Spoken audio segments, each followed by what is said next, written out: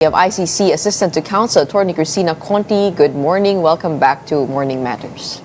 Good morning, Gretchen.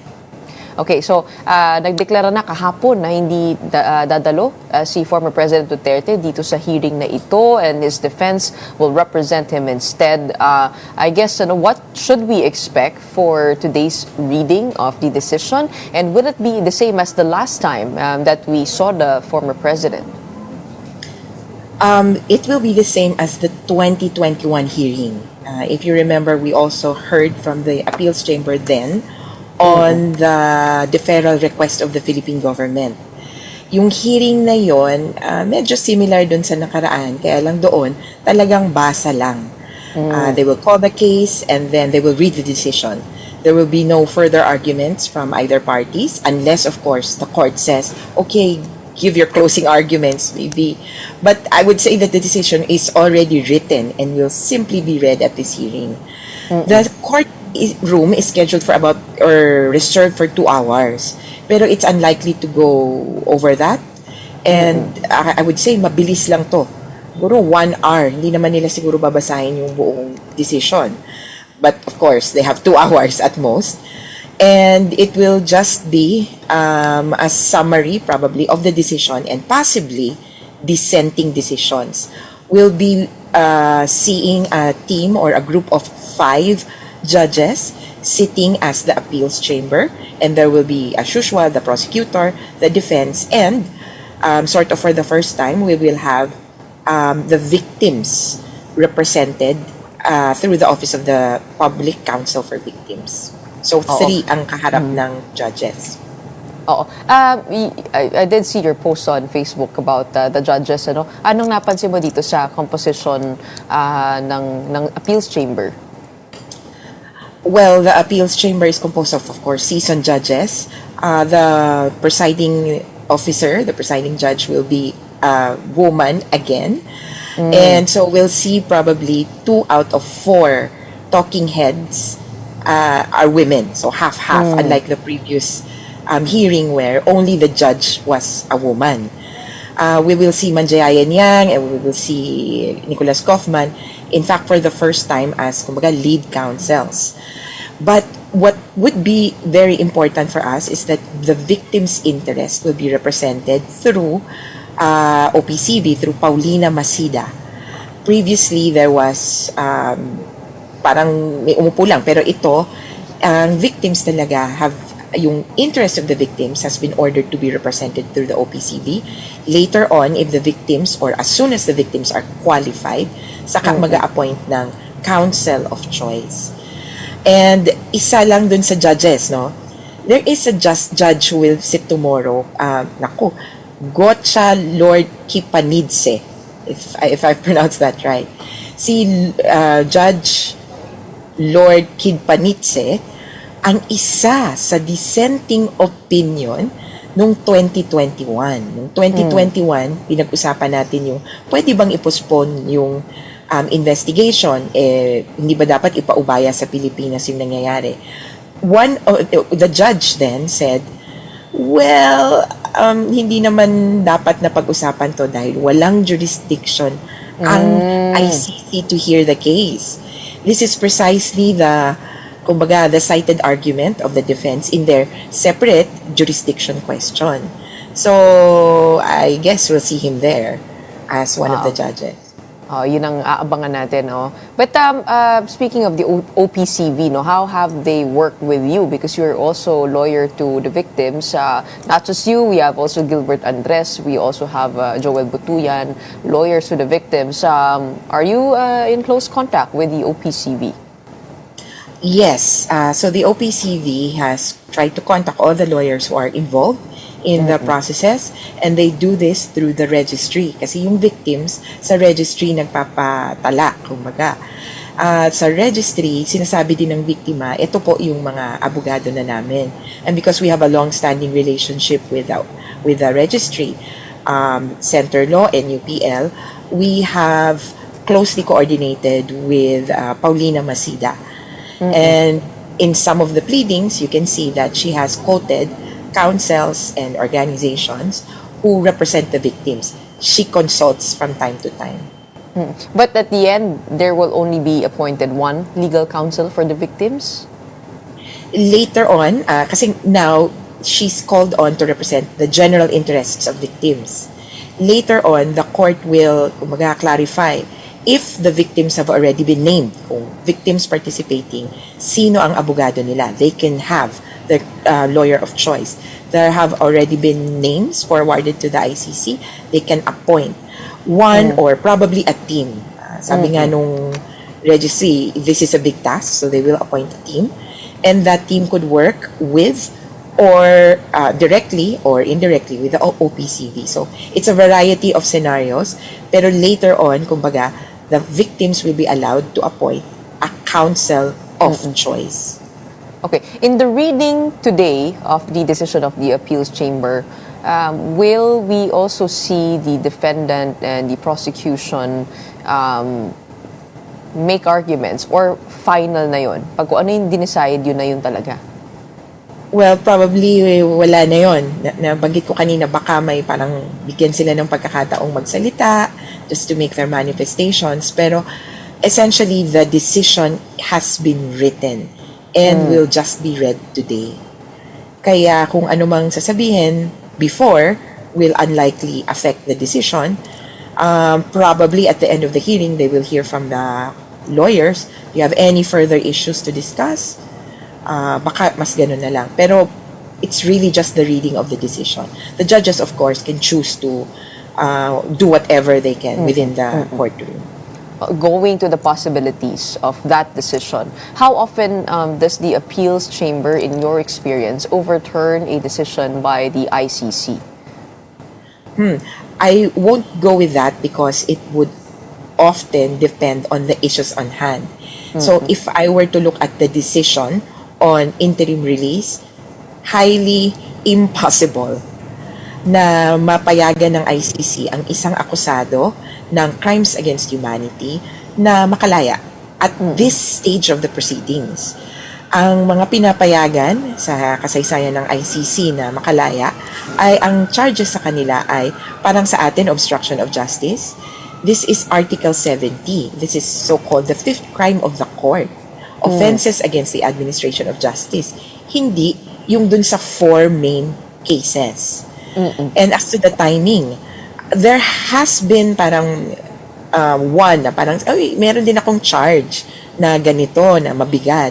Kaya lang meron din kasi siyang Article 70 crime. But anyway, yung pagpayag sa kanya came at a much later stage in the proceedings when evidence had already been received.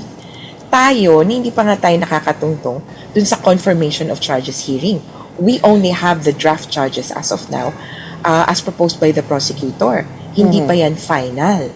Kaya I would say it's highly unlikely that the judges will, kumbaga, deny or rather grant the appeal and grant interim release for Duterte.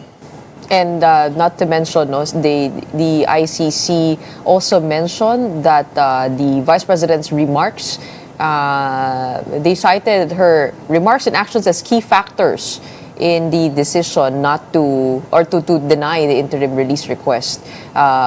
Yung sinabi niya na she would break her father out of the ICC detention. So medyo malaking bagay, nakikinig yung ICC sa political happenings.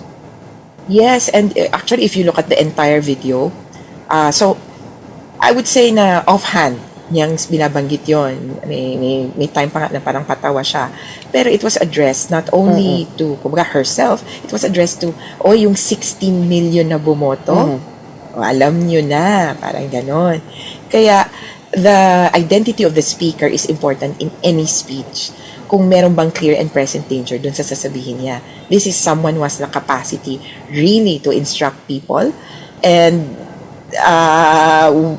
in the position. She's a Duterte and she's the Vice President of the Philippines. Kaya may possibility na even if not under her instructions, someone can act on it. And if the appeal is rejected, what is the next step for the defense? Well, essentially, the next step for them, well, of course, they have a chance to appeal the appeal. Tawag nga natin MR. I don't know if they will avail of that. Hindi uso sa ICC yan, pero let's see. May minsan nang nagtatry. In any case, they should focus on the other issues as well. Sa appeals chamber, coming up next would be the issue of jurisdiction, already rejected by the pretrial chamber. But of course, Kaufman and Dov Jacobs can argue further in the appeals chamber. I think mas may laban sila dun, mas may kakampi. Again, Lord Gotcha Lord Panitse is there. Minemorize someone was already said. So, ewan natin.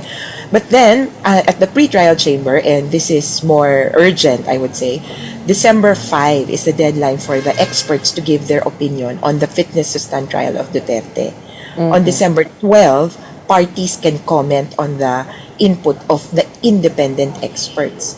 So by January, I would say the court, the pretrial chamber, can talk about the fitness to stand trial. Kung ano mang maging desisyon nun, of course, it will be appealed. So we're looking at two issues, one before the appeals chamber and one before the pretrial chamber. Oo, kasi meron pang tatlo ito, no? Yung interim release, yung fitness to stand trial, at yung jurisdiction issue. Now, we'll go through the same process as what we have today. Yes, more or less. So, yung today kasi, parang Supreme Court na nila yung nag-a-announce. Ang next na nakapila sa Supreme Court, yung jurisdiction.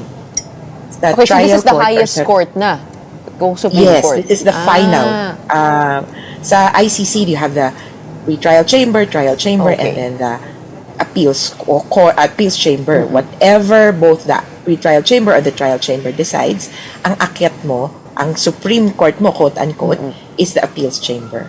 No, I do remember you arguing that there is no reason to postpone the confirmation of charges kasi iba naman yung confirmation of charges dun sa actual trial.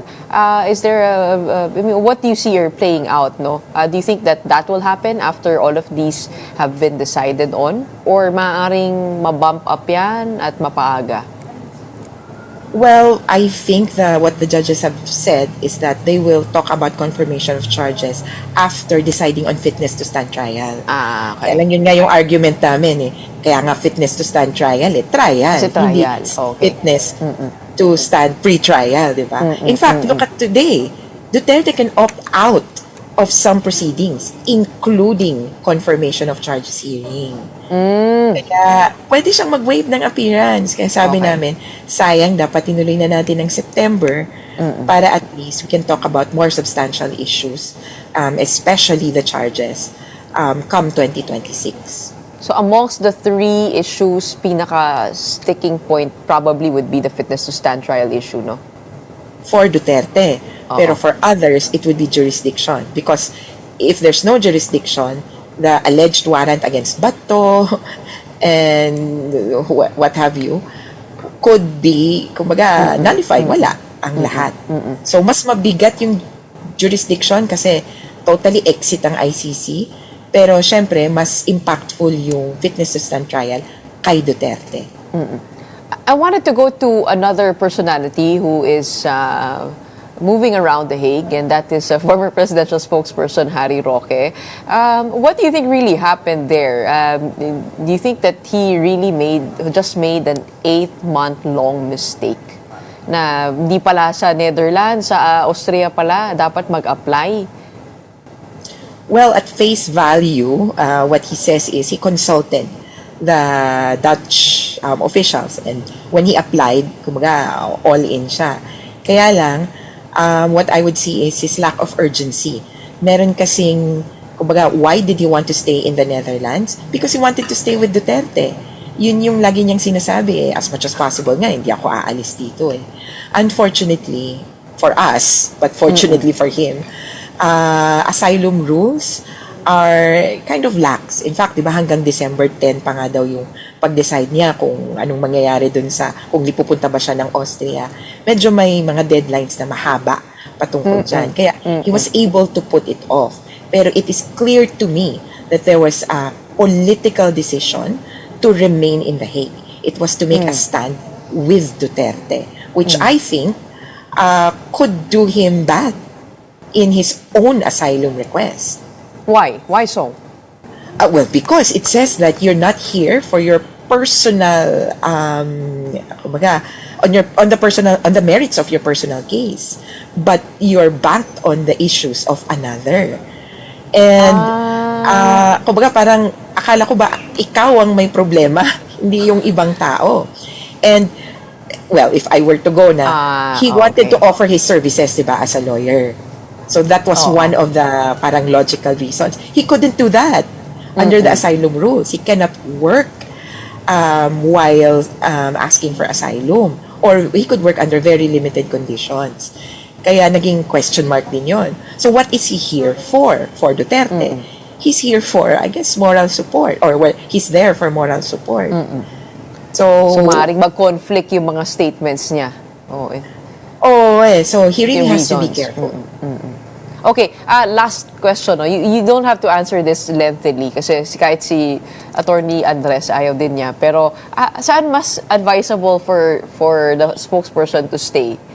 In Netherlands or in Austria? Safer? Well, I wouldn't know because it's feeling where does he feel safer? Pero at this point, I think there's a whole community around him in the Netherlands. Pero I cannot say legally if it would be better for him. From what it appears, kung ako yung sa facts available, dapat Austria because of the Dublin regulation. So, choice niya yan. And if he stays in the Netherlands from what I understand, after December 10, the Netherlands will have to decide on his asylum request. It can choose to deny his asylum based on the facts available. Well, alam naman natin ang Netherlands, ang Hague mismo, no, center yan for law, for lawyers and legal, I guess, luminaries went around there also, no.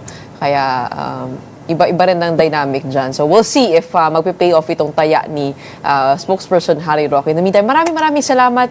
We shall watch out for the hearing that is set to happen today, 5:30 p.m. in the Philippines. But as usual, maraming salamat for lending us your expertise. We have ICC Assistant to Counsel Atty. Kristina Conti.